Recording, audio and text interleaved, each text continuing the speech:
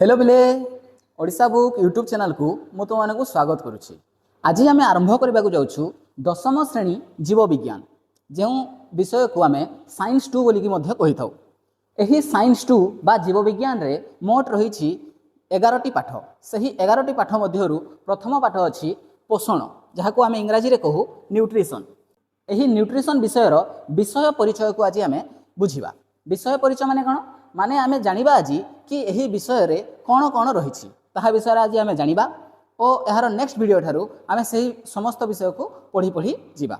ठीक अच्छे तो चलो या आरंभ करवा।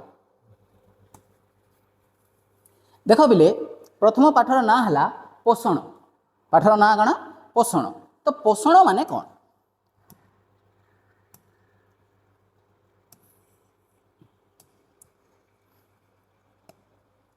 पोषण माने है जहाँ को इंग्राजी रे कहा जाए न्यूट्रिशन। जो प्रक्रिया रे गोटे जीव पोषक ग्रहण करे और सही पोषक को निज शरीर रे विभिन्न कार्य पई विनियोग करि थाए ताहाकू पोषण कहा जाए। देख पोषण माने कौन। पोषण माने है प्रत्येक जीव खाद्य ग्रहण करती। तो प्रत्येक जीव जो खाद्य ग्रहण करती खाद्य ग्रहण कला परे सही खाद्य को निज शरीर रे विनियोग करि थांती। विनियोग माने कौन विनियोग माने है तांको शरीर रे प्रत्येक जीव सही खाद्य को कौनसी ना कौनसी काम रे लगै थांती। जेमिति कि आमको जदि शक्ति दरकार तो सही शक्ति पाइबा पई आमे कोन करू खाद्य को उपयोग करि थाउ। तो ताहाको आमे कहिबा कि खाद्यर विनियोग कलु बोली। ठीक अछि। तो पोषण माने है जो प्रक्रिया रे गोटे जीव खाद्य ग्रहण करे एवं सही खाद्य को निज शरीर रे विनियोग करे। बुझि पाइलो।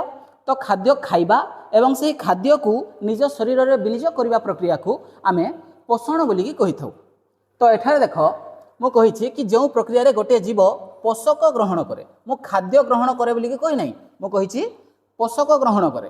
तो पोषक माने कोन जेतेबेले आमे पोषक को भल भाव बुझी जिबा तापरे आमे जाई पोषण को बुझी परिबा हला। तो देख पोषक माने कोन। पोषक माने हला जहाँ को इंग्राजी रे कहा जाय न्यूट्रिएंट। देख खाद्य रे थिबा मूल्यवान उपादान जहाँ जीव शरीर विभिन्न कार्य पई दरकार होई थाए ताहाकू पोषक कहा जाए। यही पोषक को आउ गोटे डिजाइन आम कहीपर प्रत्येक खाद्य किसी रासायनिक पदार्थ थाए जहाँ को पोषक कहा जाए। देख पिले आम खाद्य खाई थाउ से खाद्य भितर किसी ना किसी रासायनिक पदार्थ रही थाए। तुम्हें कौन भी खाद्य खाओ तुम्हें जहाँ किसी भी खाइले भी से खाद्य मध्य किसी रासायनिक पदार्थ थाए जहाँ को आम पोषक बोलिकी कही थाउ। यह जदि आउ थे कहबी ताले देख खाद्य थिबा मूल्यवान उपादान। देख आम खाद्य खाइले से खाद्य भितर किसी मूल्यवान उपादान अच्छी जो मूल्यवान उपादान आम शरीर पर आवश्यक। ओके से ही मूल्यवान उपादान को आम कही थाउ पोषक बोली। यही पोषक को आम बुझा किपरि देख जदि आम पाखरे आखु अच्छी यही आखु तो तुम देखि आखु है खाद्य। ओके आखु होगा कौन खाद्य। यह आम उदाहरण भाव बुझुचु। ओके पूरा भाभी न नब कि यह खाद्य एवं यह पोषक बोली। यह होगा जदि खाद्य ताहले देख यही आखुर मध्य आमको कौन मिलता है आखु भितर आमको मिलता है आखु रस एवं आखु रस को काढ़ी देला परे कौन रही है चोपा। ओके तो जदि यह होगा खाद्य खाद्यर भितर जो रासायनिक पदार्थ अच्छी ताहाको आमे कहबा पोषक बोली। कौन कहबा पोषक एवं पोषक को काढ़ी देला परे बाकी जहाँ रहा ताहाको आमे कहबा चोपा। देख कौन कहली मु आमे खाद्य खाऊ खाद्य ग्रहण कले कौन हुए से खाद्य मध्य रही पोषक। खाद्य मध्य रही कौन पोषक। जो पोषक है गोटे रासायनिक पदार्थ से ही रासायनिक पदार्थ को आम कहवा कौन पोषक बोली। तो पोषक खाई सारा पर बाकी कौन रही जाए चोपा। से ही चोपा को आम आम शरीर निष्कासन कर दे थाउ। बुझी पाइल पोषक माने कौन पोषक है खाद्य मध्य थिबा रासायनिक पदार्थ। ओके जो पदार्थ आम शरीर विभिन्न कार्य पई दरकार होता है। बुझी पाइल पिले पोषक माने कौन एवं सही पोषक ग्रहण करवा एवं पोषक को ग्रहण करी निज शरीर में विनियोग करवा प्रक्रिया को आम पोषण बोलिकी कही थाउ है। बुझी पाइल।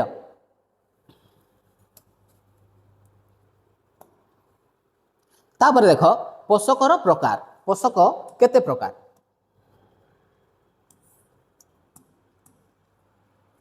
पोषकर प्रकार पोषक मुख्यतः 6 प्रकार। आम जेते भी खाद्य खाऊ से खाद्य मध्य कौन रही है खाद्य मध्य रही है पोषक। तो सही पोषक केते प्रकार रही है पोषक रही है मोट 6 प्रकार। मोट 6 प्रकार पोषक आम ग्रहण करि थाउ। कौन कौन ताहा ତାହା ହେଲା ଶ୍ୱେତସାର, ସ୍ନେହସାର, ପୃଷ୍ଟିସାର, ଧାତୁସାର, ଜୀବସାର ଓ ଜଳ।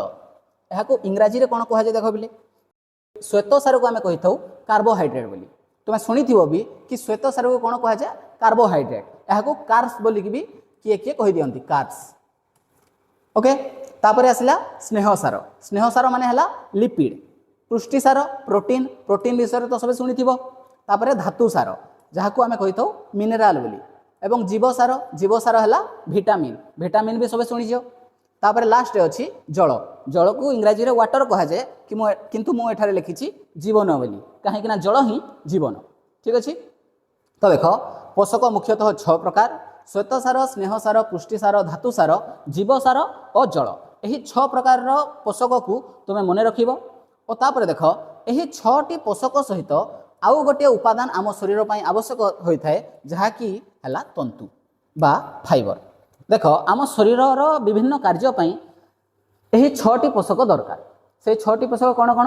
ଶ୍ୱେତସାର, ସ୍ନେହସାର, ଧାତୁସାର, ପୃଷ୍ଟିସାର, ଜୀବସାର ଏବଂ ଜଳ। ଏହାକୁ ଛାଡ଼ିଦେଲେ ଆଉ ଗୋଟିଏ ଜିନିଷ ବି ଆମ ଶରୀର ପାଇଁ ଦରକାର, ଯାହାକୁ କୁହାଯାଏ ତନ୍ତୁ, ଇଂରାଜୀରେ କୁହାଯାଏ ଫାଇବର ବୋଲି। ଫାଇବର କ'ଣ ବୋଲେ ଦେଖ, ତୁମେ ଯଦି କୌଣସି ପନିପରିବା ଦେଖିବ, ଯେମିତିକି ଏହି କୋବିକି ଦେଖ, କ'ଣ ଏହା? ଫୁଲକୋବି। ଏହି ଫୁଲକୋବିରେ ଯଦି ଦେଖିବ ତାହେଲେ ଏଠାରେ କ'ଣ ହୁଏ, ତୁମେ ଯଦି ଫୁଲକୋବିକୁ ଏମିତି ଚିରିବାକୁ ଚେଷ୍ଟା କରିବ ତାହେଲେ ସେଠାରେ ସୂତା ସୂତା ପରି କିଛି ବାହାରିଥାଏ। ସେହି ସୂତାକୁ ହିଁ କୁହାଯାଏ କ'ଣ? ତନ୍ତୁ ବୋଲି। ଯଦି ତୁମେ ଆମ୍ବ ଖାଇଥିବ, ଆମ୍ବରେ ତୁମେ ଦେଖିଥିବ କି ସେଠାରେ ବି କିଛି ସୂତା ସୂତା ପରି ଥାଏ, ସେହି ସୂତାକୁ ହିଁ କ'ଣ କୁହାଯାଏ? ତନ୍ତୁ। ତ ସେହି ତନ୍ତୁ ଆମ ଶରୀର ପାଇଁ ବହୁତ ମୂଲ୍ୟବାନ। ସେହି ତନ୍ତୁ ଆମକୁ ଖାଇବାକୁ ପଡ଼ିଥାଏ। ସେହି ତନ୍ତୁ ଖାଇଲେ ଆମ ଶରୀରର କିଛି କାମରେ ଲାଗିଥାଏ ହେଲା। ତ ଏହି ସବୁ ଖାଦ୍ୟ ହୋଇଗଲେ ତନ୍ତୁ ଜାତୀୟ ଖାଦ୍ୟ। ଏହି ସବୁ ଖାଦ୍ୟକୁ ଆମେ ଖାଇବା କଥା, କାହିଁକିନା ଆମ ଶରୀର ପାଇଁ ତନ୍ତୁ ମଧ୍ୟ ଆବଶ୍ୟକ। ସେହି ତନ୍ତୁକୁ ଇଂରାଜୀରେ କୁହାଯାଏ କ'ଣ? ଫାଇବର। ବୁଝିପାରିଲ ବେଲେ?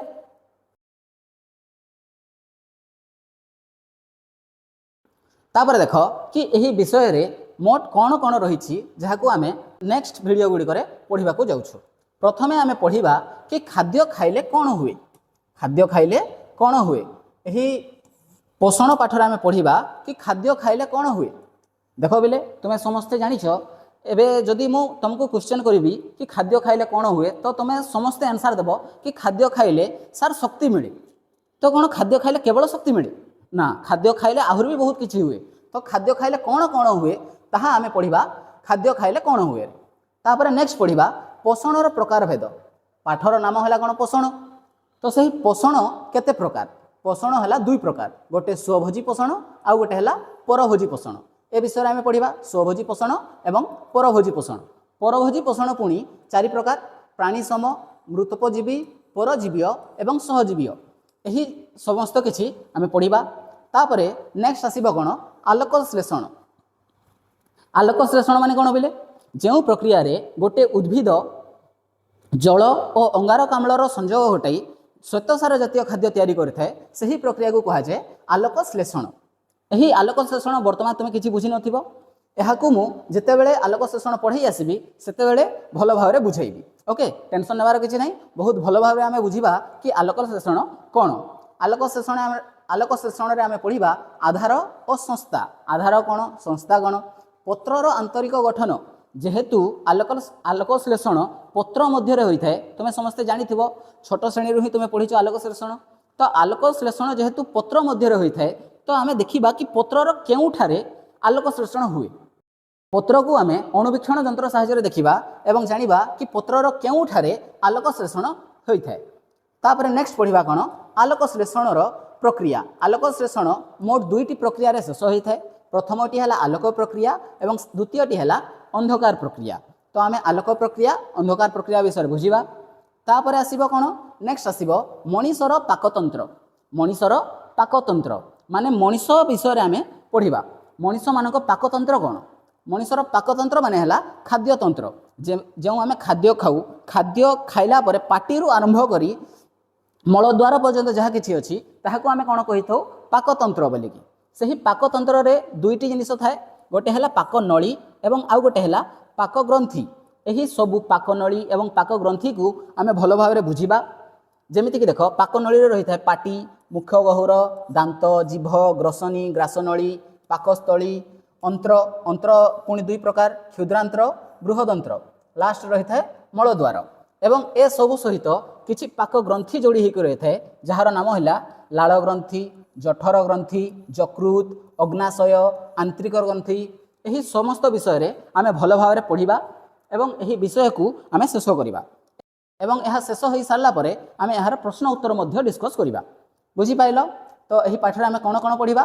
ପ୍ରଥମେ ଦେଖିବା କି ଖାଦ୍ୟ ଖାଇଲେ କ'ଣ ହୁଏ, ତାପରେ ପଢ଼ିବା ପୋଷଣର ପ୍ରକାରଭେଦ, ତାପରେ ଆଲୋକ ଶ୍ଳେଷଣ କ'ଣ, ଆଲୋକ ଶ୍ଳେଷଣ ପାଇଁ ଆଧାର ଓ ସଂସ୍ଥା, ପତ୍ରର ଆନ୍ତରିକ ଗଠନ, ତାପରେ ପଢ଼ିବା ଆଲୋକ ଶ୍ଳେଷଣ କେତୋଟି ପ୍ରକ୍ରିୟାରେ ହୋଇଥାଏ? ଦୁଇଟି ପ୍ରକ୍ରିୟାରେ, ଆଲୋକ ପ୍ରକ୍ରିୟା ଏବଂ ଅନ୍ଧକାର ପ୍ରକ୍ରିୟା। ତାପରେ ପଢ଼ିବା ମଣିଷର ପାକତନ୍ତ୍ର, ଯେଉଁ ମଣିଷର ପାକତନ୍ତ୍ରରେ ଦୁଇଟି ଜିନିଷ ଥାଏ, ପାକନଳୀ ଓ ପାକ ଗ୍ରନ୍ଥି। ଏସବୁ ଶେଷ କରିସାରିଲା ପରେ ଆମେ ପ୍ରଶ୍ନ ଉତ୍ତର କରିବା ଏବଂ ଏହି ଅଧ୍ୟାୟଟି ଶେଷ ହେବ। ବୁଝିପାରିଲ ପିଲେ? ତ ଆଜି ପାଇଁ ଏତିକି, ଏହି ଭିଡ଼ିଓରେ ଏତିକି ହିଁ ଥିଲା। ତ ନେକ୍ସଟ ଭିଡ଼ିଓରେ ଆମେ ଦେଖା ହେବା ଖାଦ୍ୟ ଖାଇଲେ କ'ଣ ହୁଏ ସହିତ। ଠିକ୍ ଅଛି?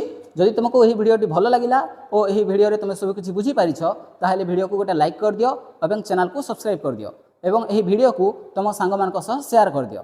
ଠିକ୍ ଅଛି? ଜୟ ଜଗନ୍ନାଥ।